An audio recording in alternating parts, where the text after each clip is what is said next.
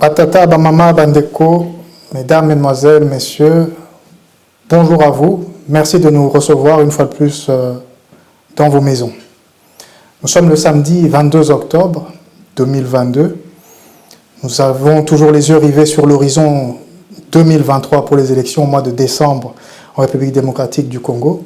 Mais à ce jour, Bunagana est toujours occupé par le M23, soutenu et équipé par le Rwanda. Nous sommes aujourd'hui à 131 jours d'occupation et les combats continuent. Le 15 octobre dernier, les jeunes de Beni ont commémoré les 8 ans des premiers massacres qui ont été commis à Beni par les terroristes ADF. 8 ans déjà. Et une petite évocation pour Maman Marie-Antoinette Biatibois, la première épouse du président Mobutu, qui était décédée en 22 octobre aussi, il y a 45 ans. Vous connaissez nos panélistes. Aujourd'hui, nous sommes en effectif limité, M. Nlando étant absent. Nous avons le pasteur Boboko Yangba qui est avec nous. Bonjour, pasteur Bobo. Bonjour, Patrick. Nous avons évidemment M. Baudouin Amawechi du Congo indépendant qui est toujours présent. Bonjour M. Amba. Bonjour. Voilà, aujourd'hui, nous avons quelques thèmes qui nous intéressent beaucoup. La question du M23 et des négociations possibles ou non avec ce groupe pour qu'on puisse arriver à la paix. Nous allons aussi évoquer la question des nominations au sein des forces armées de la République démocratique du Congo et la bisbille qu'il y a entre ceux qu'on appelle les katumbistes et les tshisekédistes au sujet des motions de défiance lancées à l'Assemblée nationale. Mais avant cela, je vais me retourner vers nos panélistes pour leur demander de nous parler de quelques actualités qui ont retenu leur attention. Monsieur Amba, je commence par vous. Qu'est-ce qui a retenu votre attention tout récemment? Oui, une fois n'est pas coutume, je voudrais mettre chapeau bas à l'endroit de 2 parlementaires congolais. Lesquels? Il y a Eliezer Ntambwe, qui est en même temps notre confrère. Il s'est élevé contre les restrictions pour entrer en Chine que le gouvernement chinois impose aux hommes d'affaires congolais au nom soi-disant de coronavirus, alors que les Chinois affluent chez nous, ils arrivent parfois sans visa et nous les laissons entrer.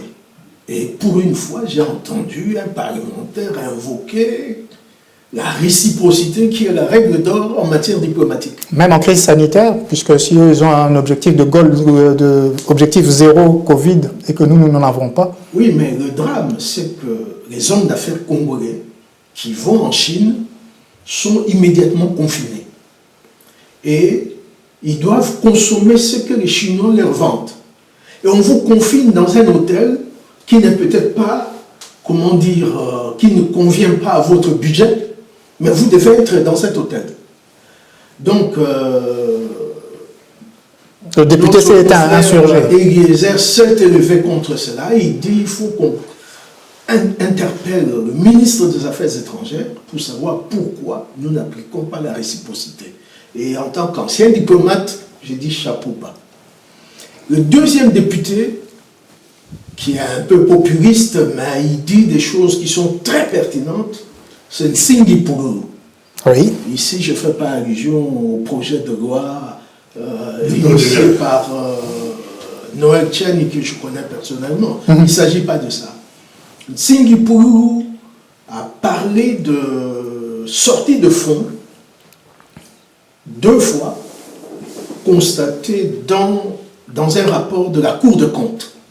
Selon lui, en 2021, le Trésor avait déjà décaissé un montant pour la réhabilitation de l'avenue Ringesa. C'est un Ngiringiri, je crois. Dans la ville de Kinshasa, oui, la dans capitale. La ville de Kinshasa. Et ça n'a jamais été achevé. Et en 2022, il semblerait, selon lui toujours, qu'un autre montant a été voté pour les mêmes travaux. Président, je suis toujours à Kinshasa. La réhabilitation de la route Bel Air, Bretel Bypass Kimwenza, a été financée déjà en 2021 à 50%, soit 3 milliards 058 millions 414 000 et 011 francs congolais. Mais on vient de décaisser 6 milliards. Président, ce qui m'a choqué, il n'est pas normal de voir au ministère des Finances une autorisation en paiement des procédures d'urgence. On demande 29 millions de francs congolais, mais ils ont décaissé en mode d'urgence 18 milliards. Papa, même Satan le kakaboete. Biloko oyo même comme Guinara Satan zakaboete. Même na kisi ozui kisi banganga, akopesa mbongo boete. Merci. Collègue, la route dont vous avez parlé vers Kinshasa. Elengesa, papa. Route Elengesa. Elengesa? Oui. Elengesa, c'est là. Non, non, c'est que ça parlait Kimboala, la Bretel Kimboala. Alors vers Kimboala, c'est la route Nzolana. Oui. La route Nzolana, on va lancer les travaux demain, jeudi. Oh, mais mbongo bimana 2021. Jeudi. Quand c'est au monite, jeudi, on lance les travaux. Mbongo ebima balia. Soko lingi yaka toko kende. Te, eko banda nango menanga na zo rappelo ka mbongo ebima balia. Yoko kote la kabango te. Oza camarade na bango te. Na lo bakambala na mbala papa. Regardez votre âge. Vous avez le pays ici a donné de vous tout. 1, 11 fois ministre. 2, 7 fois député. 3, président du bureau d'âge. 4, président définitif de l'Assemblée nationale. Papa, les amis qui papa, s'il vous plaît, papa. Et j'ai admiré cela. C'est peut-être une nouvelle race de parlementaires qui commence à naître. C'est-à-dire des parlementaires qui contrôlent l'action gouvernementale. Voilà. Il y a deux points qui arrêtent mon attention. C'est beaucoup plus. D'abord, il y a deux nominations du président Tshisekedi, deux généraux. Oui. Deux généraux. Et ça fait polémique. Il y a un, c'est Konya ou général Chibango, qui a fêté sur les réseaux sociaux. Qui a fêté quoi? Sa nomination. D'accord. Il a festoyé et ça posait problème. Bon, moi, on m'a posé des questions. Vous étant fils de militaire, vous qui connaissez bien ces choses-là, est-ce qu'à l'époque de vos parents, nés dans un camp militaire, je suis né au camp Bukolo, grandi au camp Tchatch aussi, est-ce que ça s'est passé aussi à l'époque? Je dis oui, ça s'est passé à l'époque aussi. Donc peut-être qu'il y avait une nomination, une promotion, il y avait des foufous, des gens fêtés. Et pourquoi ça fait polémique cette fois-ci? Aujourd'hui, c'est les réseaux sociaux. À l'époque, il n'y avait pas Facebook, il n'y avait pas Twitter, il n'y avait pas tout ça, il n'y avait pas. Imaginez mon et général. Est-ce qu'il a possédé sa famille, sa femme, ses enfants de fêter? Ça se passait. Aujourd'hui, avec les réseaux sociaux, tout change. Voilà. Donc, il faut être à Kinshasa, on te voit en Chine, à Bruxelles, à Paris, et les gens commentent. Et faut-il pas justement à cause de cela être plus sobre dans cela? Je crois peut-être, comme général, il fallait fêter une captivité, en intimité. Deuxième point qui pose problème, il y a au nom des morts. Pardon? Un officier est mort. Mais c'est controversé cette histoire. Ça a posé polémique. Mais directement, selon le service de la présidence, c'est la journaliste qui a mal lu. Mal posé. Je me pose des questions. Comment on peut lire mal? Donc, ce sont les... Vous voulez rebondir sur John Chibangu. Et non sur l'officier soi-disant décédé qui a été nommé? Non. Et je dois vous dire que j'ai suivi John Chibangu dès qu'il a fait défection au mois d'août 2012. Quel est son grade? À l'époque, il était lieutenant-colonel. Maintenant, il est général de brigade. Il est nommé général de brigade. J'ai vraiment besoin de 2-3 minutes. Allez-y, gérons le John temps. Chibangu était à Ouvira. D'abord, c'était un ex-phase. Il a fait l'école des officiers de Kananga. Oui. Il a été en formation commando en Israël et il était au SARM. Service d'action et de renseignement militaire des forces armées aéroises. Et au moment où la FDL commence sa guerre, au mois d'octobre 1996, John Chibangu était à Ouvira. Et la FDL prend le pouvoir.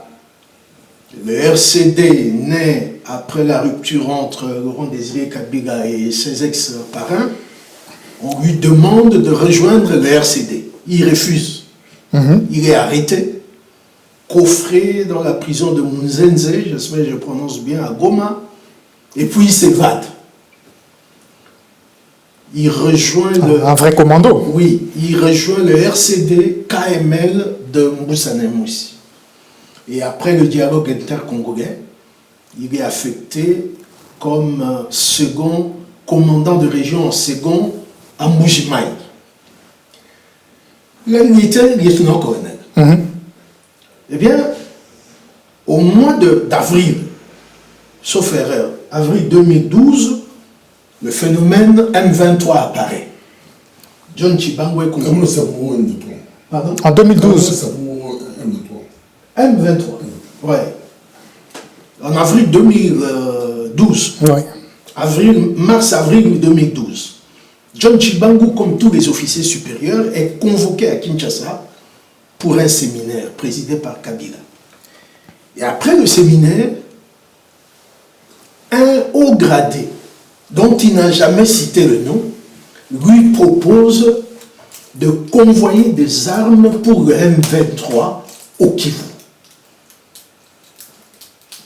John Chibangu a été stupéfait. Il demande audience chez Kabila. Kabila le reçoit. Et ça, c'est lui-même qui me dit dans une interview. Il dit à Kabila l'incongruité, il fait part à Kabila l'incongruité de la proposition qui lui a été faite. Selon lui, Kabila est resté indifférent. John Chibangu a conclu que la mutinerie de M23 avait des complicités au sommet de l'État. Voilà comment il a décidé de faire défection. Il a été pourchassé par les forces spéciales de la garde républicaine. En bon commando, il a fouillé dans le Kasaï et on ne l'a jamais attrapé jusqu'à arriver en Afrique du Sud. Je ne sais pas comment il avait fait. Alors, John Chibangu sera arrêté, si ma mémoire est bonne, en janvier 2016. En Afrique du Sud? En Tanzanie. Il avait un vrai faux passeport. Le président Magufuli, le président tanzanien à l'époque, l'a livré à Joseph Kabila. Et John Chibangu a passé 23 mois dans le géol de l'ex-DEMIAP. Je fais vraiment là l'avocat du diable pour dire que si ce garçon, je l'appelle garçon, il a 52 ans, s'est réjoui comme il a fait, c'est un tort, comme Pasteur Bobo a dit, avec les réseaux sociaux. C'est pas digne d'un officier de s'exhiber comme ça. Mais je crois que, moi je l'ai appelé un miraculé. Ce garçon, à un moment donné, même sa famille ne savait plus s'il était vivant. Donc voilà. Donc pour vous, c'est une sorte de récompense ou un mérite, une compensation? C'est une réhabilitation qui est normale. Et puis, on lui a vu ça généreux devant le pasteur Moïse. Oui. C'est pas aussi correct ça. C'est pas correct. Ça peut se faire en privé. C'est ingénieux devant le pasteur Moïse qui a prié pour lui, mon général, on a beaucoup prié, Dieu a agi. Ça, on dit, ils peuvent le faire en privé. Deuxième point, c'était le point du nomination des morts. Oui. Au niveau de la présidence, en tout cas, si c'est vrai, apparemment c'est faux. Parce que je crois la fille là a eu des problèmes, comment elle a lu, elle a mal lu. Si c'est vrai, au niveau de la présidence, il faut toujours vérifier les nominations. Si la personne est morte une semaine avant, ça, on comprend. Ou 2 semaines, mais si les 2 enfants, c'est grave. Ça, c'est une polémique, mais... Ils ont dit que c'était... Soit ils ont sacrifié notre consoeur, la pauvre journaliste, accepte que tu as mal lu. On va parler donc pour entrer dans le jeu de ces nominations, justement, au niveau de l'état-major des forces armées de la République démocratique du Congo. C'est une prérogative présidentielle et donc constitutionnelle de nommer, de relever aussi de leurs fonctions, et le cas échéant de révoquer le chef d'état-major des forces armées, ainsi que les officiers généraux et officiers supérieurs par le chef de l'État. Mais cela, sur proposition du ministre qui a dans ses attributions la défense et les forces armées, et le Conseil supérieur de la défense étant entendu. Tout à fait. Donc, le chef de l'État, lorsqu'il signe, c'est pas lui qui a choisi tous ces gens. Ils ont discuté, le ministre de tutelle fait une proposition, le Conseil supérieur de défense, donc ceux qui gèrent l'armée, vérifient. Donc, c'est pour ça qu'il faut qu'on vérifie, est-ce que c'est correct ou pas, mais ça, c'est c'est vous les journalistes, vous allez pouvoir en discuter et vérifier un peu cette situation. Le chef d'État, lorsqu'il nomme le chef d'état-major, en fait, des forces armées, chef d'état-major général, celui-ci a une mission qui est plus ou moins en fait la mission des forces armées elles-mêmes, c'est-à-dire de défendre l'indépendance de la République, de défendre aussi l'intégrité territoriale de cette République et la souveraineté contre toute forme d'agression. Je crois que c'est ce qui est écrit dans la loi organique, etc. Maintenant, lorsqu'on voit tout ce qui s'est passé à Bunagana, ou ce qui se passe encore, il y a encore eu des échauffourées ce matin entre les forces armées de la République démocratique du Congo et le groupe rebelle, ou plutôt le groupe armé M23.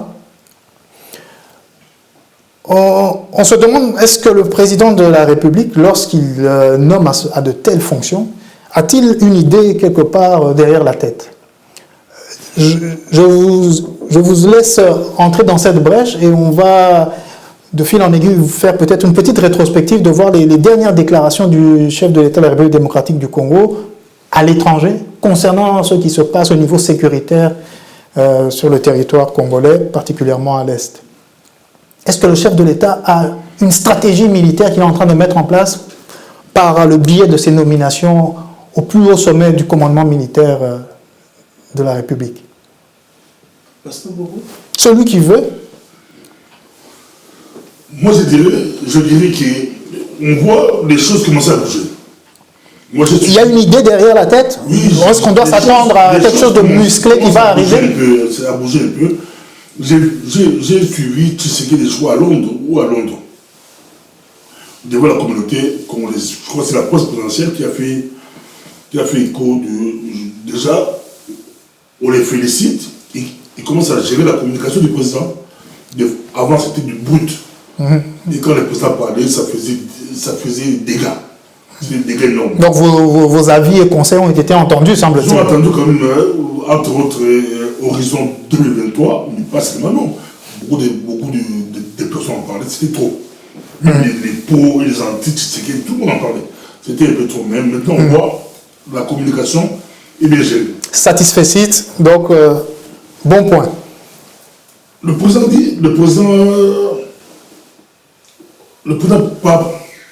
on lui pose la question à Financetane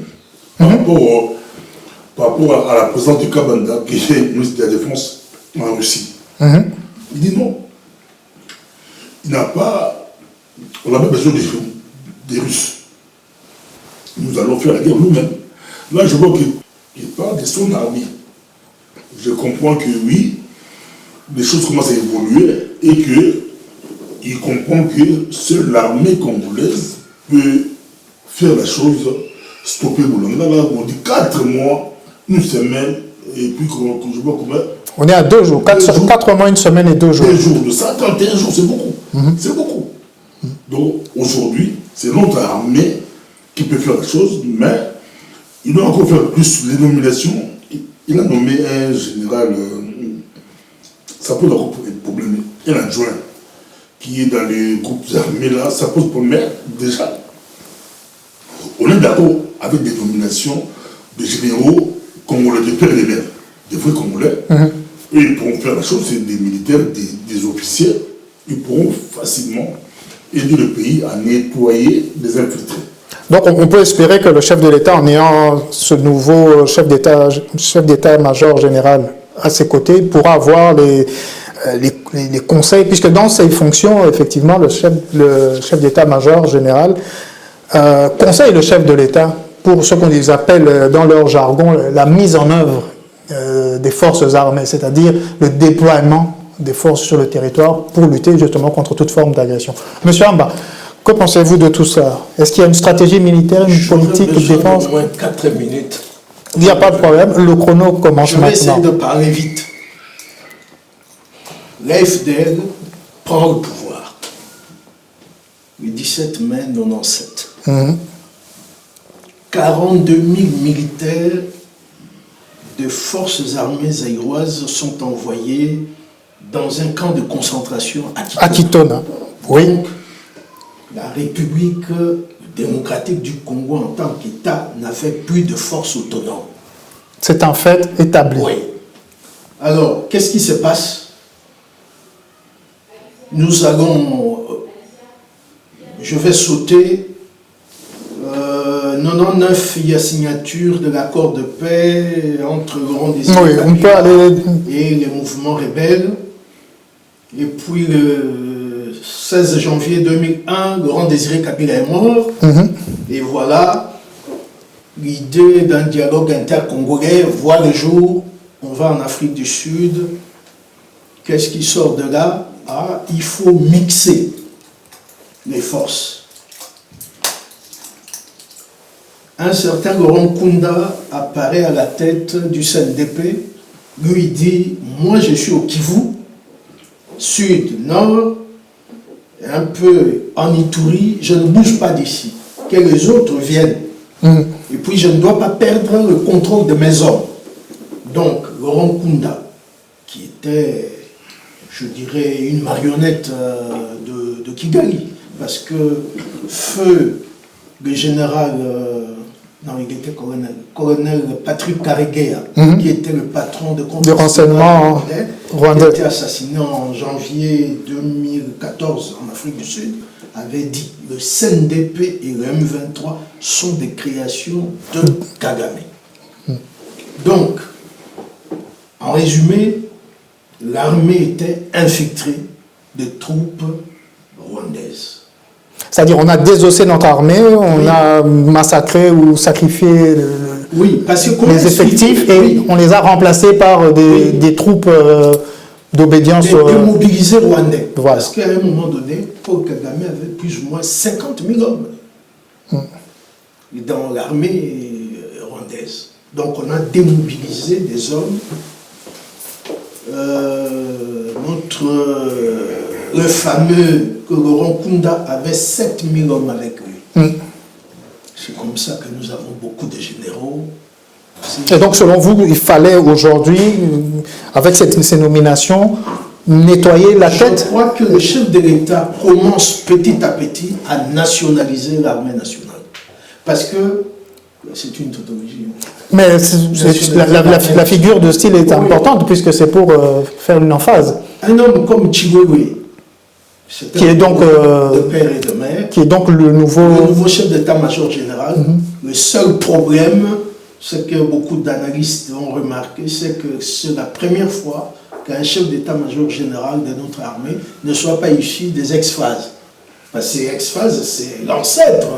Avec la force publique, c'est l'ancêtre de notre armée. Mais c'est un fils du pays. Des gens comme les John Chibangu, on ne peut même pas en discuter.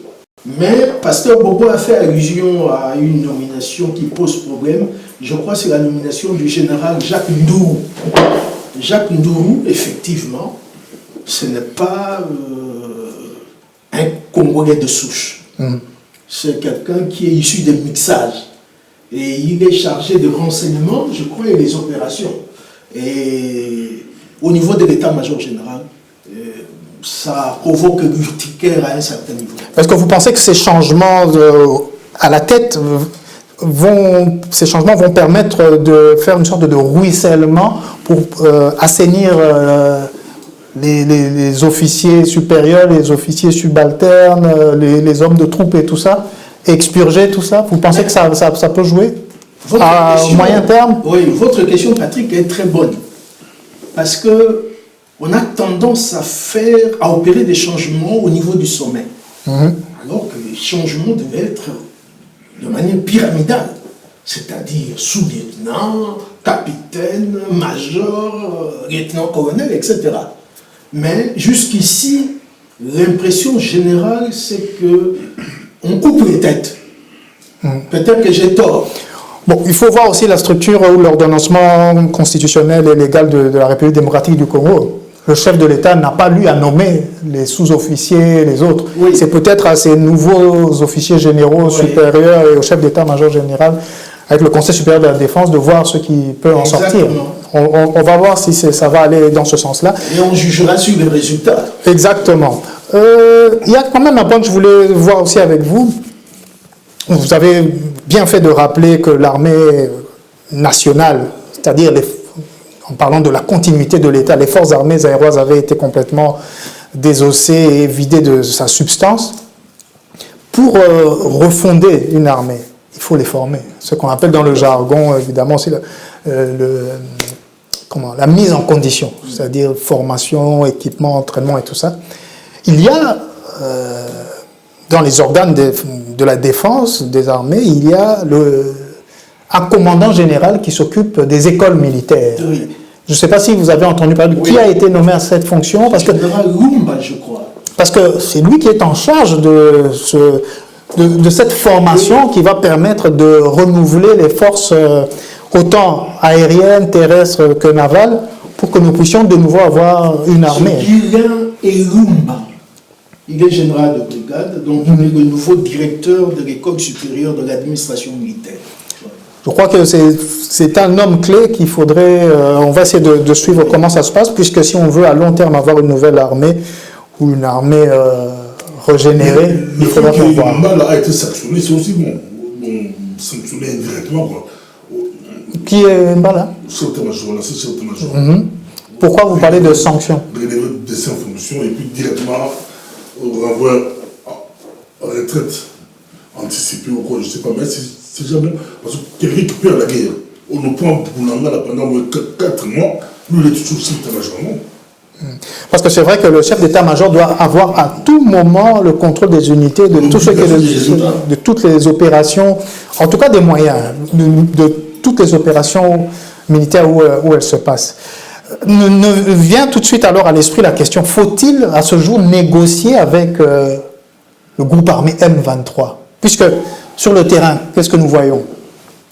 131 jours, ils occupent, il y a ce qu'on appelle la théorie du bandit sédentaire, ils se sont installés, ils administrent, ils collectent des recettes, ils imposent, ils taxent, ils font fonctionner la cité et la population vit avec eux de cette manière-là. On ne négocie pas avec les terroristes, c'est connu. Hein. Donc le M23 est considéré comme un groupe terroriste. On va déclarer un groupe terroriste, on peut négocier avec eux. Le Congo cherche à négocier directement avec le Rwanda. Et on a écouté le président Tshisekedi me dire que l'option diplomatique est toujours un peu... Si ça échoue, ça sera l'option militaire. Bon, pour moi, l'option diplomatique a déjà échoué. Il fallait directement entamer l'option militaire. Je ne sais pas, on écoute des bouts de guerre à Boulanga, là, ça a déjà commencé. Entre ce qu'il lui dit et ce qui se passe sur le terrain, c'est deux choses différentes. Tout à fait. Mais on ne peut pas négocier avec le M23. Parce que les Américains pensent comme ça ou parce que vous pensez qu'effectivement le M23 étant un groupe terroriste, ça ne sert à rien de discuter avec eux? C'est que les Polonais, on sait que c'est le Rwanda qui est derrière, c'est le Rwanda qui atteint le Congo. C'est le Rwanda. Alors, lorsqu'on parle de négociation, il faut avoir les moyens de pression, les moyens pour permettre qu'il y ait cette ces compromis qui permettent de trouver une solution, une résolution du conflit.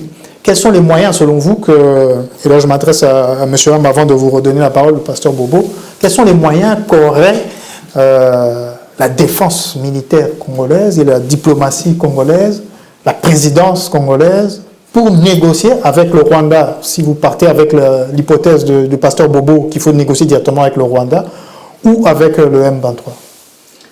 Quand je lis votre belle question, faut-il négocier avec le M23? La réponse est tout de suite non. Non, pourquoi? Parce que négocier veut dire que trouver un compromis. Vous me donnez quelque chose et moi je vous donne quelque chose. C'est-à-dire, le M23 libère Bunagana, en contrepartie, il faut insérer, faire la reconnaissance des grades de ces officiers, les intégrer dans notre armée. Ils ont déjà déposé leurs revendications? Non, c'est connu. C'est connu. Ça, c'est une ancienne, quoi. Ancienne. Et donc, c'est connu. Ça sera encore... On va retomber dans l'infiltration habituelle. Donc, pour vous, comme pour pasteur Bobo, pas de négociation avec le M23. Alors, négociation avec qui? Si négociation il devrait y avoir. La seule solution, c'est la force. C'est à nous préparer pour les chasser de là. Même négocier avec le Rwanda, tout le monde sait. Je serais accusé de xénophobe. Les Rwandais, leur spécialité, c'est le mensonge, la désinformation. Ils vous disent oui, ils pensent non. Comment négocier avec un tel partenaire? Non, il faut... Essayer de prendre Gizeni. Les Rwandais ne vont pas négocier, les Rwandais ne vont pas vous atteindre. Nous, on nous prend le levier, on va négocier. Alors, avançons dans cette hypothèse. Pas de négociation possible avec le M23.